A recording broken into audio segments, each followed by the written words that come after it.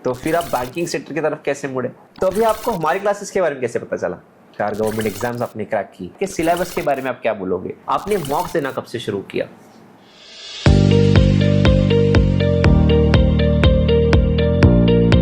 Hello students, welcome to BS education channel. मैं आपका mentor अखिल कस्तूरकर। आज मैं हमारे स्टूडियो में लेके आया हूँ वैभव सर को, जो एक बीकॉम ग्रेजुएट है और उन्होंने 4 गवर्नमेंट एग्जाम्स क्रैक की, यानी मैं कह सकता हूँ उनको 4 गवर्नमेंट जॉब्स मिले हैं। डेफिनेटली वो एक ज्वाइन करेंगे। अभी आप इस बात को सोचिए, बहुत से लोग बोलते हैं कि गवर्नमेंट में जॉब्स नहीं है। एक सर के पास जो बीकॉम ग्रेजुएट है, आज उन्होंने 4 गवर्नमेंट जॉब्स के एग्जाम्स क्रैक की। तो आप सोचिए, ये बोलना एकदम गलत है कि गवर्नमेंट जॉब्स नहीं है। यस, हमें काबिलियत नहीं है। अब इन्होंने खुद को काबिल कैसे बनाया और किस तरीके से एक नॉर्मल स्टूडेंट से एक्स्ट्राऑर्डिनरी गवर्नमेंट ऑफिसर बने, ये जर्नी उन्होंने कैसे तय की, इन सारी बारे में बात करेंगे आज आपसे। So welcome Vaibhav sir. Please आप आपके बारे में कुछ हमारे व्यूअर्स को बताइए। मेरा नाम वैभव अशोक पोतराजवार है और मैं यवतमाल डिस्ट्रिक्ट से टाकड़ी विलेज से हूँ और मेरे पेरेंट्स फार्मर है, मम्मी हाउसवाइफ है और हमारे गांव में ज़्यादा कोई ऐसी बड़ी स्कूल है नहीं। गवर्नमेंट स्कूल है और वो भी 7th तक की थी। तो इसलिए मुझे बाहर पढ़ाया गया ताकि मैं खेती तक ही ना रुकूँ, कुछ अच्छी जॉब मिले। अच्छा। और उसके लिए मेरे पेरेंट्स ने मुझे बहुत अच्छे अच्छे स्कूल्स में रखा है, बाहर रखा, घर से बाहर रखा। और हमारे गाँव का मैं पहला शख्स हूँ जो बाहर पढ़ा है घर से। Okay, great. सर आपने ग्रेजुएशन कहाँ से किया? सर मैंने नागपुर से किया है, हिस्लॉप कॉलेज से, बीकॉम में। आपने 12th किस में किया था? सर 12th मेरा साइंस था। तो साइंस करने के बाद आप बीकॉम में क्यों कन्वर्ट हुए? मतलब बीकॉम की तरफ क्यों है? मोस्टली साइंस वाले इंजीनियर और डॉक्टर की तरफ बढ़ते हैं, तो आप बीकॉम की तरफ क्यों बढ़े? सर मुझे सीए करना था, मेरा एम था सीए करना। अच्छा। लेकिन वो हो नहीं पाया। ओके, तो फिर उसके बाद अभी आप गवर्नमेंट जॉब की तरफ कैसे बढ़े फिर? सर जब सीए हो नहीं पाया तो मेरे पास ज़्यादा कोई ऑप्शन नहीं थे, क्योंकि बीकॉम करने के बाद ज़्यादा ऑप्शंस नहीं होते। प्राइवेट जॉब कर सकते हैं लेकिन वहाँ पे भी ज़्यादा सैलरी वगैरह मिलती नहीं है। राइट। तो मैं गवर्नमेंट जॉब करना चाहता था। तो गवर्नमेंट जॉब में भी कुछ ऑप्शंस थे। बैंकिंग था, एसएससी था, एमपीएससी, यूपीएससी वगैरह। राइट। लेकिन सर बाकी इसमें उनका सिलेबस बहुत ज़्यादा वास्ट है। राइट। एग्जाम भी रेगुलर कंडक्ट नहीं होते। राइट। और सर वैकेंसीज भी ज़्यादा नहीं होती है। ट्रू। लेकिन बैंकिंग में एग्जाम्स भी होती है, रेगुलरली होती है, सैलरी भी अच्छी है, पोस्ट भी अच्छी, ऑफिसर पोस्ट है, क्लर्क भी है। Right right. इसलिए बैंकिंग सेक्टर में आया। Okay, great sir. तो अभी आपको फिर बैंकिंग आपका डिसाइड हुआ, अब आपको हमारी क्लासेस के बारे में कैसे पता चला? सर जब बैंकिंग डिसाइड हुआ मेरे पास 2 ऑप्शन थे, एक ऑनलाइन या फिर एक ऑफलाइन। अच्छा। तो मेरे एक दोस्त बीएस में पढ़ती थी। अच्छा। उसने मुझे बीएस सजेस्ट किया। Okay okay. और सर मैं इसके पहले ज़्यादा पढ़ता नहीं था। ओके। पढ़ाई वगैरह उतना इंटरेस्ट नहीं था मुझे। हाँ। तो और मुझे बताया गया कि मेरे दोस्त ने बताया कि यहाँ पे करा के लेते हैं, मतलब थोड़ा ध्यान वगैरह रहता है, गाइडेंस वगैरह अच्छा करते हैं। तो इसीलिए मैं बीएस ज्वाइन किया। Okay, great. तो अभी वहाँ से अब आप मुझे बताइए, आपके 4 गवर्नमेंट जॉब्स आपने हासिल किए, 4 गवर्नमेंट एग्जाम्स आपने क्रैक की, तो उसके लिए आपने कितनी एग्जाम्स दी, कितना टाइम लगा प्रिपरेशन करने के लिए, उसके बारे में आप थोड़ा बताइए। सर जब क्लासेस चालू थे मेरे 2-3-4 महीने में प्री निकलना चालू हो गए। Great, very nice. और फिर मेंस वगैरह भी मैंने तभी दिए। लेकिन तब मेरे मेंस क्लियर नहीं हुए थे। आईबीपीएस और एसबीआई हुआ था। लेकिन मेरा फिर इंटरव्यू में रुक गया था सिलेक्शन। Okay okay. तो फिर उसके बाद 1 साल के अंदर मेरे बाकी 4 एग्जाम्स निकल गए। अच्छा, ग्रेट। मतलब ऑलमोस्ट 1.5-2 साल में आपके पास गवर्नमेंट जॉब आ गया। ग्रेट। तो आप इस बात को समझिए, आप जब आप आते हो, एक प्रिपरेशन में आते हो, तो ये बहुत बड़ी बात नहीं है। अच्छा, मुझे आप बताइए, आपके सिलेबस के बारे में आप क्या बोलोगे? जो सिलेबस है वो कितना टफ है?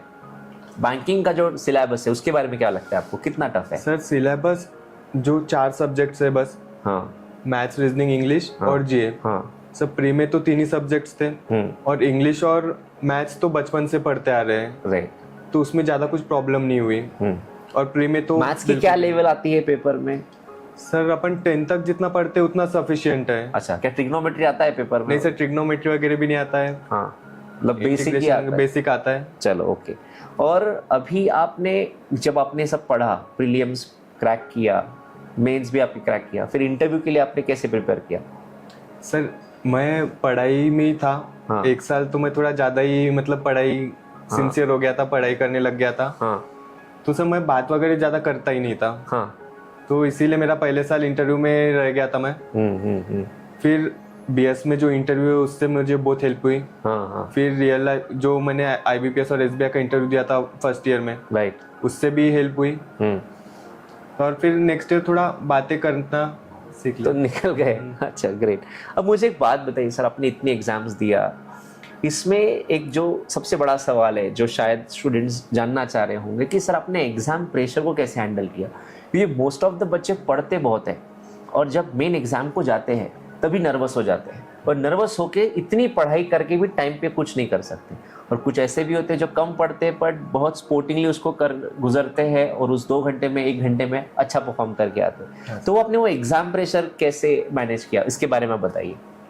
सर एग्जाम प्रेशर सर पहले हमने जल्दी मॉक परचेस कर लिया था। अच्छा। जैसे क्लासेस चालू है, मेरे फ्रेंड्स ने थोड़ा फोर्स किया और हमने नहीं किया, सबने हमारे ग्रुप ने 3-4 वीक्स में मॉक परचेस कर ली थी। अरे बाप रे। ओके। और हम सीरियसली मॉक देते थे और कम्पीट करते थे। हाँ। और कंपटीशन भी हेल्दी कंपटीशन था, अगर किसी को कोई टॉपिक अच्छे से आता है हाँ। तो उससे हम सीख लेते थे। हाँ।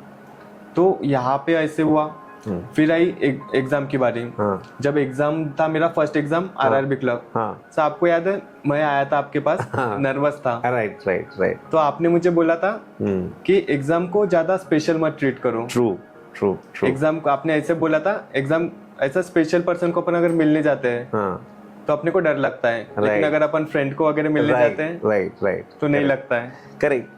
ये एक पॉइंट बहुत ज़रूरी था जो सर ने भी याद दिलाया मुझे कि ना हम लोग एग्जाम को ना बहुत तवज्जो दे देते हैं। ऐसा लगता है कि हम लोग बहुत इंपॉर्टेंट है, इमोशंस ज्वाइन कर लेते हैं कि एग्जाम क्रैक होगी तो मेरा अच्छा हो जाएगा, फिर मैं इसको ये शो कर सकता हूँ, माँ बाप खुश हो जाएंगे। इतने इमोशन जोड़ोगे तो नर्वसनेस तो आएगा ही। आप उससे नॉर्मल से एग्जाम समझिए तो शायद आपका परफॉर्मेंस भी बेस्ट हो जाएगा। राइट। चलो, आप जो प्रिपरेशन करते हैं सर, ऑनलाइन या ऑफलाइन, इसके बारे में क्या कमेंट करना चाहोगे? सर मेरे हिसाब से तो ऑफलाइन ज़्यादा अच्छा रहेगा, क्योंकि ऑफलाइन में एक कंपटीशन दिखता है, फ्रेंड्स वगैरह बनते हैं, ग्रुप्स बनते हैं, तो एक हेल्दी कंपटीशन रहता है। अपने को पता चलता है अपन कहाँ स्टैंड करते हैं। राइट। और हेल्दी कंपटीशन रहा तो अपन जल्दी इम्प्रूवमेंट होती है। राइट। मेरे जो दोस्त थे उन्होंने मुझे मॉक लेने के लिए बोला था, मतलब 10-15 दिन में उन्होंने फोर्स किया था। हाँ। सागर और प्रतीक वगैरह। ओके। तो उनकी वजह से मैंने मॉक को जल्दी परचेस किया। और हम साथ में मॉक्स देते थे, मार्क्स वगैरह देखते थे, कंपेयर करते थे कौन सा टॉपिक वगैरह, और एक दूसरे की हेल्प करके हम 3-3.5 महीने में तीनों ने नहीं किया। हाँ। अच्छा, प्री वगैरह निकलना चालू हो गया था। अच्छा। और बाकी फ्रेंड्स। आप कितना घंटा प्रिपेयर करते थे, क्या शेड्यूल था आप लोग का? सर हम सुबह 8 बजे की बैच थी हमारी जी। 11 बजे तक क्लासेस चलते थे जी। फिर सर हम पहले 1 महीना तो मैं 5 बजे तक बैठता था बीएस में। हाँ। फिर उसके बाद 7-8 बजे तक बैठना चालू कर दिया। ठीक है। डेली का डेली जितना होमवर्क वगैरह रहता है उतना तो करना ही पड़ता है। हाँ। और बाकी एक्स्ट्रा भी खुद से क्वेश्चंस वगैरह निकाल के। आपको बोर नहीं होता था इतना टाइम आप बैठते थे क्लासरूम में? बोर नहीं सर, अभी कैसा, अगर मेहनत तो सभी करते हैं सर, लेकिन अगर अपन कुछ थोड़ा एक्स्ट्रा नहीं किए तो अपना सिलेक्शन कैसे होगा? मैं इसीलिए ये सवाल पूछ रहा था क्योंकि बहुत से बच्चे इसी सवाल के बारे में कि इतना टाइम कैसे पढ़ लेते हैं, क्या इतना टाइम पढ़ना ज़रूरी है क्या? मेरे हिसाब से इतना पढ़ना ज़रूरी भी नहीं होता। इम्पॉर्टेंट है आपको कितनी ज़रूरत है उस जॉब की। अगर आपको जॉब की ज़रूरत है तो बंदा घर पे बैठ के करेगा भी क्या, तो उससे अच्छा पढ़ना ही सही है। चलो एनीवेज, चलो अभी आपके पास तो 4 गवर्नमेंट जॉब्स भी आ गए। अब आप मुझे बताइए, आप जिस कॉलेज से हो, बाकी आपके जो क्लासमेट्स थे वो आज क्या कर रहे हैं, अगर आपको कुछ पता हो उनके बारे में तो? सर मेरे कुछ क्लासमेट्स सीए बन गए। राइट। 2 दोस्त मेरे सीए बन गए। कुछ की प्रिपरेशन अभी चालू है। हाँ। कुछ लोग एमपीएससी कर रहे हैं। हाँ। कुछ यूपीएससी करने प्रिपरेशन कर रहे हैं। हाँ। और कुछ जॉब कर रहे थे। हाँ। और अभी आके फिर से बैंकिंग की प्रिपरेशन कर रहे हैं। ट्रू। और कुछ लोग मतलब चले गए, घर चले गए, अभी कुछ घर का कोई काम वगैरह। ये बात भी मैं आपको समझाना चाहूँगा। बच्चों, यूपीएससी है, एमपीएससी है, बड़ी बड़ी बैंक के एग्जाम्स है, हमें वो करना है, टारगेट अचीव करना है। बट मैं चाहूँगा कि हम अगर मिडिल क्लास फैमिली से, लोअर मिडिल क्लास फैमिली से, तो हम लोग शायद इतना टाइम बोरो नहीं कर सकते हमारे फैमिली से, राइट? जो कि हमें कहीं ना कहीं सपोर्ट करना है हमारे फैमिलीज को। तो मैं आपको ये नहीं बोल रहा हूँ कि आप अपने सपनों के साथ कहीं तो भी सेक्रीफाइस करिए, बस मैं इतना कह रहा हूँ कि ऐसे मोमेंट में आप पहले गवर्नमेंट जॉब तो ले लीजिए जो आपको आसानी से मिल जाएगा। भाई को 4 गवर्नमेंट जॉब्स मिल गए। एक बार आपके पास गवर्नमेंट जॉब आ गया, आपकी फैमिली सेटल हो गई, फैमिली सिक्योर हो गई, then you can beat for the bigger exam. आप अभी कौन से एग्जाम के लिए प्रिपेयर करोगे? सर अभी तो मैं ग्रेड बी के लिए प्रिपेयर करने वाला हूँ। ग्रेट, और उसके बाद फिर और प्लान्स है। चलो ग्रेट, जब तक की एज है तब तक खेलते रहिए। आई होप आप और भी ऊपर बढ़ोगे उसमें। ग्रेट, मुझे बताइए आपको क्या लगता है कि एक स्टूडेंट ने कब से प्रिपरेशन शुरू करना चाहिए? सर प्रिपरेशन जैसे ही ग्रेजुएशन में इंटर करते हैं तो अपने को पता चल जाता है अपन क्या करने वाले हैं आगे। राइट। अगर बीकॉम बीएससी वगैरह कर रहे हैं हाँ, तो आगे ज़्यादा ऑप्शंस नहीं होते हैं। ट्रू। तो ग्रेजुएशन होने के बाद हाँ, कॉम्पिटिटिव एग्जाम्स के लिए तैयारी करने से अच्छा है कि तभी से करो। मतलब आपका टाइम बच जाएगा। हाँ। ग्रेजुएशन के बाद का जो साल लगता है प्रिपरेशन हाँ, का, वो टाइम बच जाएगा आपका। ग्रेजुएशन कंप्लीट होने तक अपने को जॉब हाथ में आ जाती है। Great, very good. अब मुझे बताइए सर एक बात कि एक स्टूडेंट को आप क्या एडवाइस करोगे? जो भी स्टूडेंट प्रिपेयर कर रहा है आज, उसको आप क्या एडवाइस करोगे? सर सबसे पहले तो रेगुलरिटी, कोई भी क्लास मिस नहीं करना चाहिए। और जितना होमवर्क होता है, जितना डेली का वर्क होता है, उतना कम से कम करना पड़ता है। और बाकी सब सब्जेक्ट्स को टाइम देना पड़ता है। प्रैक्टिस सबसे ज़्यादा इंपॉर्टेंट है बैंकिंग में। करेक्ट। क्योंकि अगर प्रैक्टिस छूट गई तो फिर उतने टाइम में उतने क्वेश्चंस नहीं होते हैं। अभी आप मुझे बताइए, जैसे स्टूडेंट को भी प्रॉब्लम आता है कि सर सारे सब्जेक्ट्स नहीं हो पाते, दिन हम लोग नहीं दे सकते, तो ऐसे मोमेंट में आपने कैसे एडजस्ट किया? सर मैं एक एक टॉपिक पकड़ के चलता था। मतलब एक एक सब्जेक्ट, एक ज़्यादा टाइम नहीं देना एक सब्जेक्ट को एक दिन में, लेकिन फिर भी मैक्सिमम टाइम एक सब्जेक्ट को देता था। वो टॉपिक पूरा अच्छे से कवर कर लेता था। फिर उसके बाद एक एक टॉपिक करके सारे जब क्लियर हो गए, तब फिर मैं सब में इक्वल टाइम, जितना जिसके हिसाब से जिस सब्जेक्ट के लिए जितना चाहिए, मुझे जितना काम करना है उतना टाइम अलॉट करता था। चलो ग्रेट। सो आप इस बात को समझ सकते हैं कि स्टूडेंट, आप इनका कॉन्फिडेंस देखिए, अभी भी थोड़े नर्वस लग रहे हैं बात करने में। सर भी सिलेक्टेड है। बहुत से बच्चों को लगता है सर मैं इंट्रोवर्ट हूँ, मैं बात नहीं कर सकता। सर भी है, फिर भी सर के पास 4 गवर्नमेंट जॉब्स है। सर ऐसे जगह से बिलोंग करते हैं, यवतमाल, जहाँ जो प्लेस मोस्टली फार्मर्स के सुसाइड के लिए जानी जाती है, आज वहाँ से सर निकले, सर प्रिपेयर किया, सर ने खुद को बनाया। आज सर के पास गवर्नमेंट जॉब है। सर की सैलरी शायद आज कुछ 80,000 से शुरुआत होगी, 80 से लाख रुपए की सैलरी होगी। यहाँ से जो उन्होंने जो लाइफ बनाई, उन्होंने खुद की लाइफ नहीं बनाई, उसके साथ साथ पूरी एक जनरेशन आगे बढ़ गई।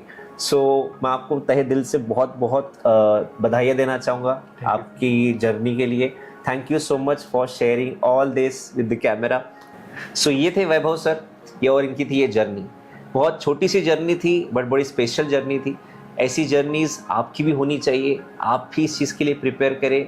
बस यही एक रिक्वेस्ट है आप लोग को।